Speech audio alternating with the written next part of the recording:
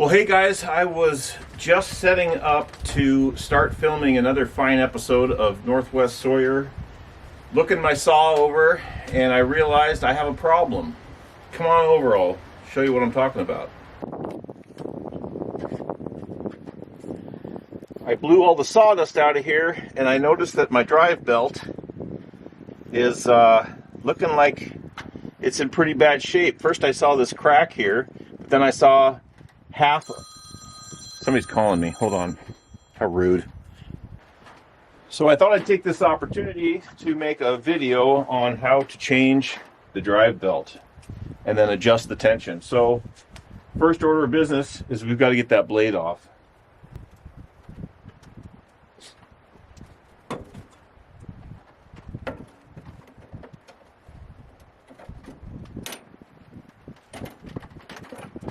While I'm in here, I'm going to go ahead and replace the wheel belts as well.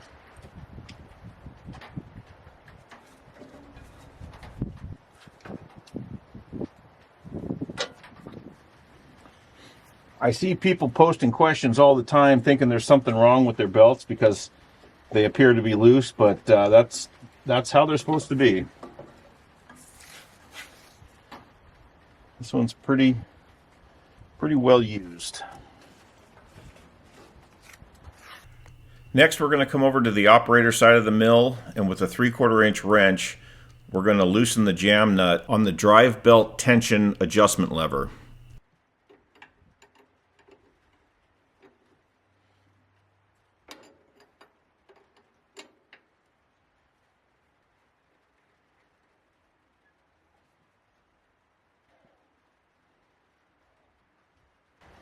Now, in order to get this belt out of here, we've got to remove the idler and brake arm off of this shaft here.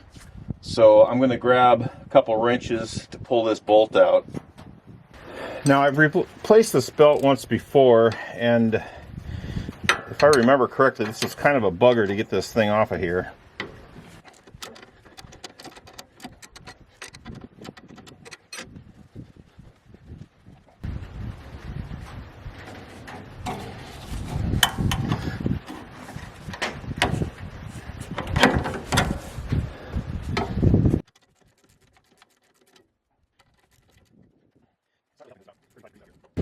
There we go.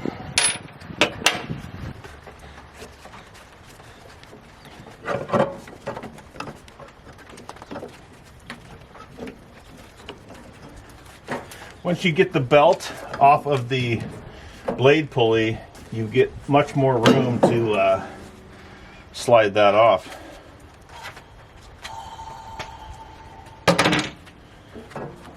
And then with that pulley out of the way, now I'm going to take this pulley cover off.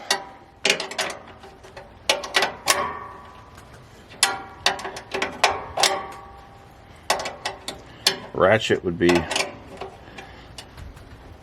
much better.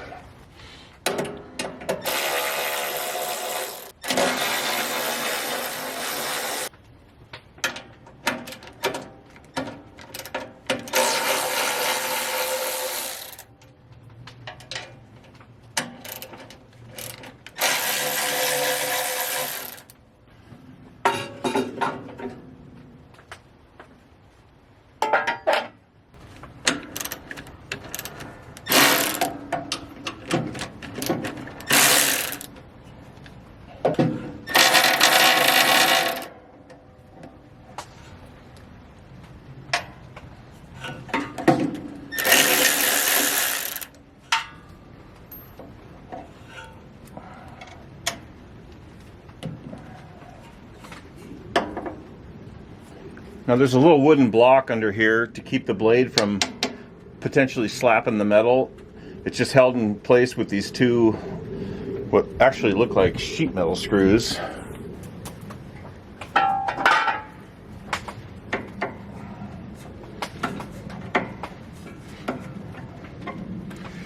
Geez, those are in there.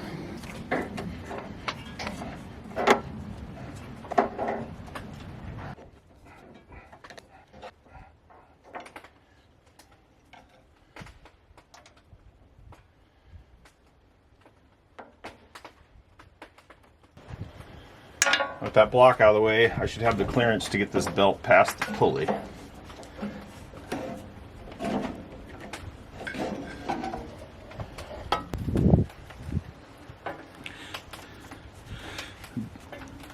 It's got quite a few cracks in the underside, and then here's where the real problem was. Whole chunk missing. Almost looks like something cut it.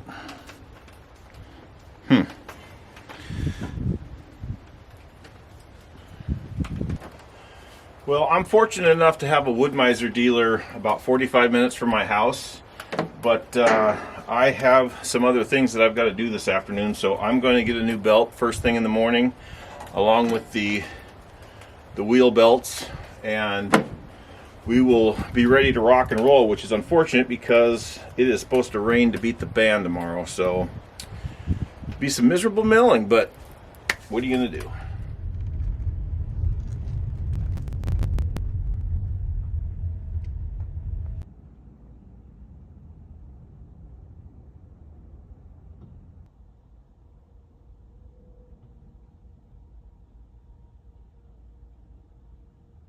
All right, well, we've got the new belts. Here's the difference between the hammered blade pulley belts and the new ones.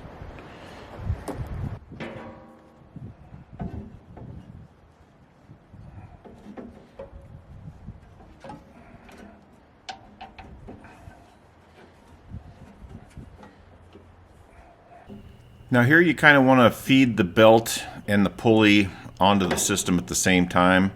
You want to make sure that the belt gets up over the top of that idler pulley as you're installing it, otherwise you won't get the belt over it once you get the pulley back onto the shaft.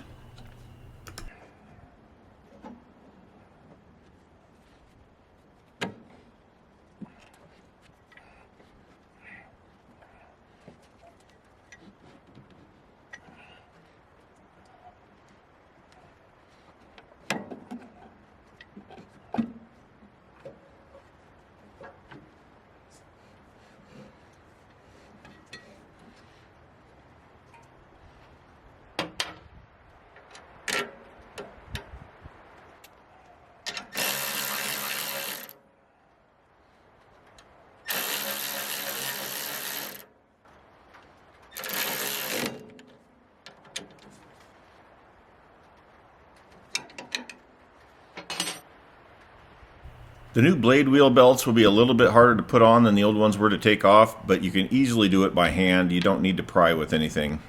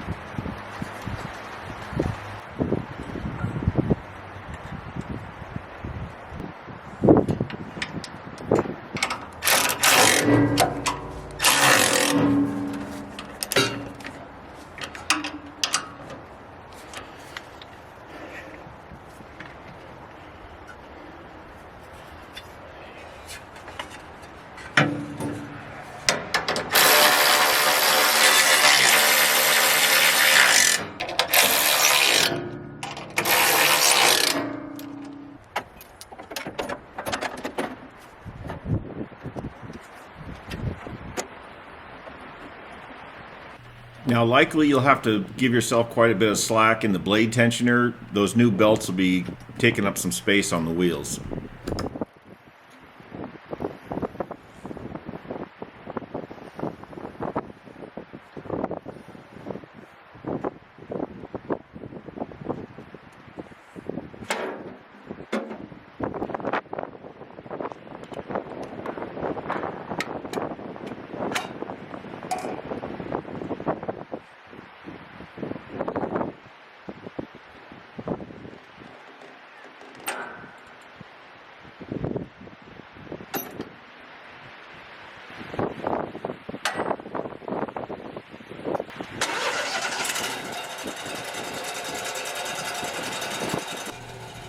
Now before I set the tension, I want to go ahead and run the belt for a minute just to kind of let it seat into the groove and make sure it's sitting where it's going to ride.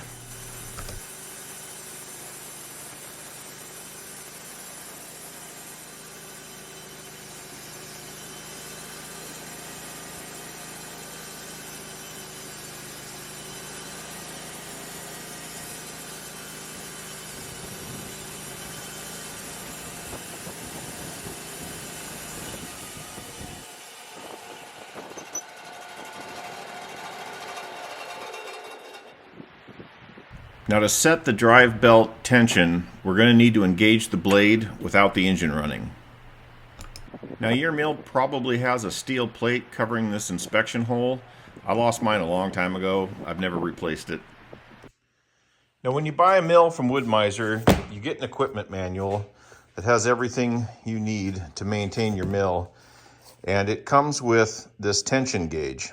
The manual says that at 14 pounds of pressure on the top of this rod, you want 7/16 of an inch of deflection on the measurement side. So you take that rubber O-ring and you adjust it to the 14 pound mark. And then on this end, you have to set it through that inspection hole to basically establish your 0 point. So the easiest way to look at setting this up, let's pretend this black line is the belt inside the mill. This black line would be the top of the belt cover. You'd set your gauge down on your belt through the inspection port. Looks like it's 1 inch. And we're going to want 7/16 of an inch deflection, so we'll move this O-ring down to 7/16 of an inch. And that way, when we push down on this plunger with this end on the belt, as soon as this O-ring, which is set at 14 pounds, is touching the top, your O-ring here should be flush with the top of the housing. Now if you push down on your recommended pressure and the bottom O-ring goes into the hole, your belt's too loose. Conversely, if you push down and the O-ring is above the top of the cover, your belt's too tight. Now to add tension to the belt, this lever needs to move counterclockwise, which is done with the 2 adjustment nuts. Obviously, you would reverse that to release tension. You'll want to make small adjustments and then recheck the tension in between each adjustment.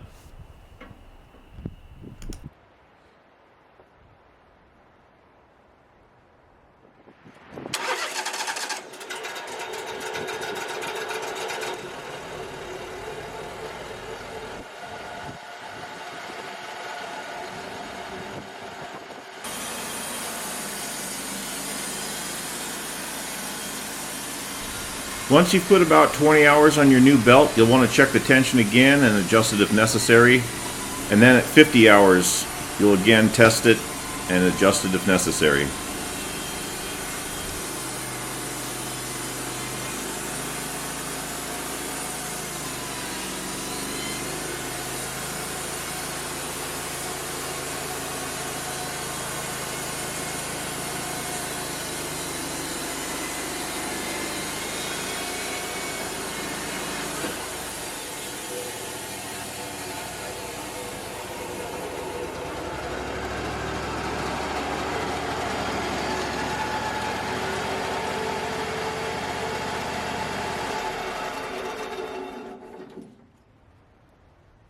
Well, guys, hopefully that helps you out. Let me know if you got any questions. It's not really that confusing.